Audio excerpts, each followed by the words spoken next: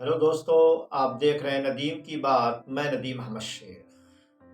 आज मैं आप लोगों से सिर्फ इतना जानना चाहता हूं, अब तो जवाबदेही तय होनी चाहिए।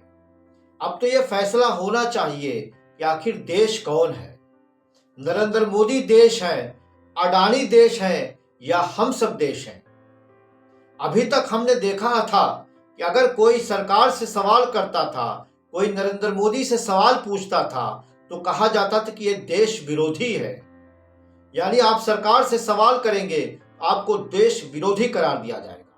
लेकिन हाल ही में एक शख्स टेलीविजन पर इंटरव्यू दे रहा था।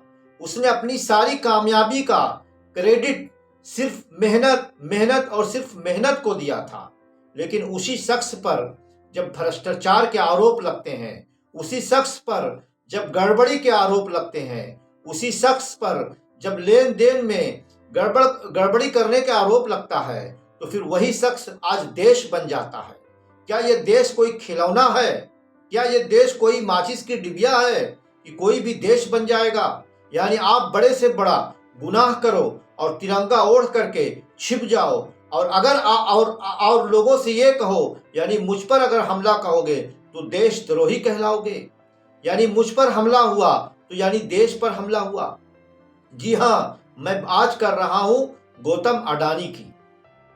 गौतम अडानी पर जिस तरीके से आज आपने देखा, जिस तरीके से आरोप लगा है, जिस तरीके से हिंडनबर्ग ने जो एक रिसर्च कंपनी है, एजेंसी है, उसने अपनी रिपोर्ट में गौतम अडानी पर ढेर सारे आरोप लगा दिए, उनकी कंपनी की सारी पोल खोल कर रख दी। अब अडानी का यह कहना है ये कंपनी दरअसल मुझ पर नहीं, इस देश पर हमला कर रही है। अब ये वक्त आ गया कि अब ये तय होना चाहिए कि देश नरेंद्र मोदी है, देश अडानी है, या देश हम सब है। इसे गौर जरूर करिएगा और मेरी इस वीडियो को लाइक, शेयर और सब्सक्राइब भी जरूर करिएगा।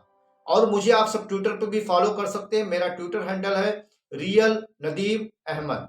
धन्यवाद।